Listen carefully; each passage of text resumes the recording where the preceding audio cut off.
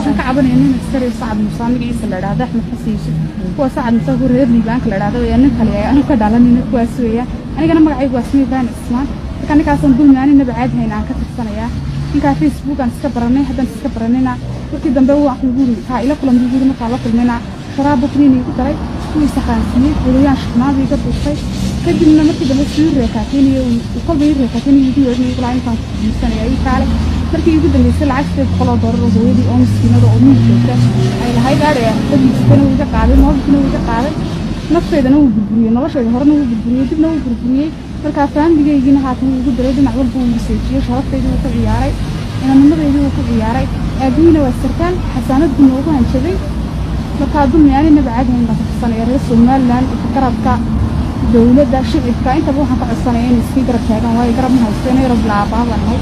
walaalna inay yaro kaliyan walaalna inay kaga yarna waa laga aqoonaaday marka wana la dumiyo shaar dawladeed bal igu hanjabay aabana ma haysto yarna ma haysto hooyadina miyiga joogta wax baba hooyaday kaliya ay dhashay marka dawladda Soomaaliland ka codsanay in madaxweynaha taayay jalanka bilayska taayba in cadaalad aan helo oo ninkaan la soo qabto sharciga la soo taagay adu sharciga Soomaaliland السلام عليكم ورحمة الله وبركاته أنا بقسم صانعي بقى صانعي مقعي واسم ثاني اسمه أظن عيسى مصطفى ولا على والله أنا بقسم صانعي يمكن وسعد موسى إن أحسن من ولا راح يحسن شق ولا راح بينا وفكر سنة هالسنة كده حركيسة مركز أظن جواز فرع يعني سجى أبي ولا الدنيا ولا الدنيا أنا قاعد دماني نبعد هاي بقول عين هذه أدبان دي السلام يعني إذا لهانتين بقى نيو واحد دوني كليب كيجن إن اللامها أمانك سوماليلاند sirdoonka qaranka aad u sheer gareysaan ciidanka Blayska aad u sheer gareysaan dhammaan cid ay khusayso dhan inaad u sheer gareysaan sida aad wada arkayseen 24 saacadood ee ugu dambeeyay baraha bulshadu ay ku kulanto waxa wareegayay clipkaas inantaa yar ee agoonta ah ee baraha bulshada ka ooyeysa ee loo geystay kufsiga iyo dhaca wada socdo loo geystay ayaa baraha de bulshada haystay inaynu inagu siyaasadii waxa ku sii mashquulno 90 kaba ma qurux badna laakiin dadkeena masaakiinta ah kuwa la dulmiyayo iyo kuwa dulmiyaya laftigooda inaan u hadalno xaq iyo xuquuq waajib oo dastuuriya bay deeynugu leeyihiin marka barnaamijkan si sheer gareeyo ciidanka booliska jamhuuriyadda Soomaaliland iyo ciidanka sirdoonkaba intaba u sheer gareeya inanta yar ee agoonta ah ee dhaca loo geystay ee kufsiga loo geystay ee mustaqbalkeeda lagu ciyaaray ee kilibada anshax xumada laga duubay sida inoo sheegtay anu ma garanayo ma aqaani baraha bulshada ay kula kulmay muuqaalkan laakiin inantaas magaceeda waxay nagu tiri Yasmin Ibrahim Ismaan mise Asma Ibrahim Ismaan Yasmin amba Asma labada midkood baa de la yiraahdaa waa inan waxaan muwaadinada oo reer Soomaaliland oo agoona weeyaan sida inoo sheegtay haybteeda Ciise Muuse inoo sheegtay haybteeda inay tahay ninka waxa uu geystay xumaanta uu geystayna waa nin magaciisa la yiraahdo Axmed Xasan Yuusuf ina Xasan Madoobe la yiraahdo Axmed Xasan Yuusuf oo la yiraahdo ina Xasan Madoobe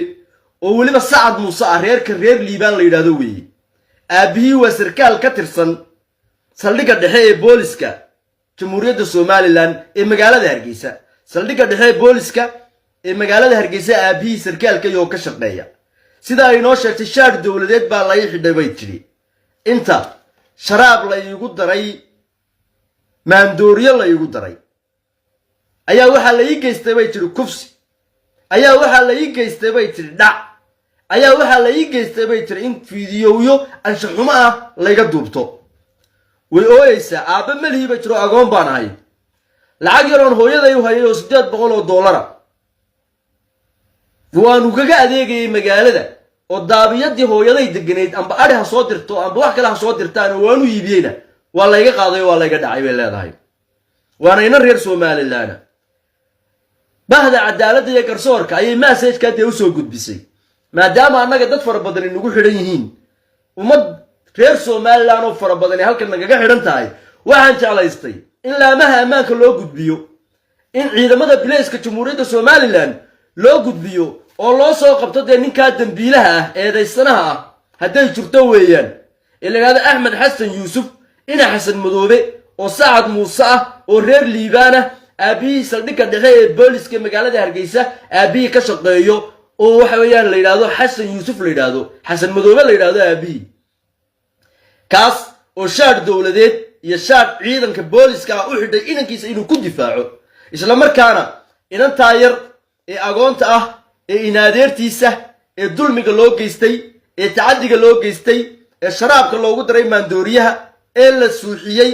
ee la kufsaday ee la dhacay ee xaqii hooyada xitaa lacagtii $800 laga dhacay oo laga qaaday oo fiidiyooyaasha xumaa laga duubtay aabbaha qarinaya ee inankiisa waxaa geystay ku qarinaya shaar dowladeed u xidhanaya ciidanka booliska Soomaaliland ma wada ceeban karayo ciidanka boolisku waa saaxiibka dadweynaha aabbaha iyo inankiisu ma ceeban karayaan ciidamada booliska Jamhuuriyadda Soomaaliland waxaan soo jeedinaynaa oo ka codsanaynaa cid ay u taalo iyo dambi baariyaasha iyo laamaha ammaanka in arrinta laga daba tago in halkeeda lagu qabto in dambiilaha inanta loo soo qabtay cadaalada shade ilaahay baa inale war ilaahay meel laga baqayn ma in ilaahay malag inoo soo diro malag in afuufa la doonayaa ma in ilaahay dhulkayna la gooyaa la doonayaa cadaalad inantaasi ha hesho ha loo raadiyo ha loo soo qabto abaleeg hadda loo soo qabto cadaalad ha hesho garsoorka ha loo hor keeno iyadu waxay nagu tiri waxaan ay gabadh Isaaqa oo Ciise Muuse oo Abubakar Ciise magaceeda Yaasmiin iyo Asmaan u kala garan waayay laakiin ina Ibrahim Cismaan bay inoo sheegatay in la yiraahdo Yaasmiin amba Asma labada midkood baa la yiraahdaa hadalka waxaan ku soo koobinaya baruur qurmisa ciidanka Booliska Jamhuuriyadda Soomaaliland waa saaxiibka dadweynaha waa inamadeeni waa dadkeeni meel kale inoogama imanin guryahayna la joogaan amnigeennay qaabilsan yihiin tuugay naga qabtaan kuwa wax boobay qabtaan ka wax dulmiyay qabtaan ka kufsiga geysanay qabtaan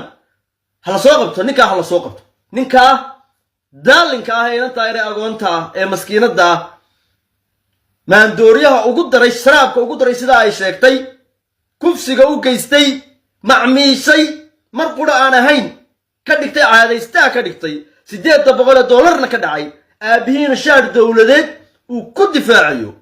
aabihii uu ka shaqeynayo saldhigga dhexe ee Booliska ee magaalada Hargeysa waa Axmed Xasan Yuusuf dambiilu ninka dambiga gabadha u geystay sida ay noo sheegtay waa Axmed Xasan Yuusuf aabihiina waa Xasan Yuusuf waa Xasan Madoobe lagu naanayso waa nin reer Liibana oo Sacad Muuse oo saldhigga dhexe ee magaalada Hargeysa ka shaqeeya ciidanka booliska sharaf baa mudantiin guul iyo gobonimo leeyahay u sheer gareeya inantaasi cadaalad ha hesho dhaca iyo kufsiga iyo fiidiyowada anshaxumada loo geystay waa agoon waa miskiinad hooyadeed mii bay jirtaa taabiyad bay degan tahay fiidiyowada anshaxumada baa laga duubtay wixii la doonaa lagu sameeyay sharcigu ha inoo shaqeeyo hala soo qabto daalinka waxaan rajaynayaa laamaha cadaaladda iyo garsoorka nowadays ka nagu soo fool leh ninka dambiilaha in la hor keeno inanta yar maskiinadayna ay cadaalad heli doonto iyadana waxaan leeyahay adeer waxaad hoos joogtaa calankaagii qarankaagii baad hoos joogtaa insha Allah billahi kariim cadaalad inaad hesho ayaan ku soo rajeynayaa guul iyo gobonimo u sheer galay laamaha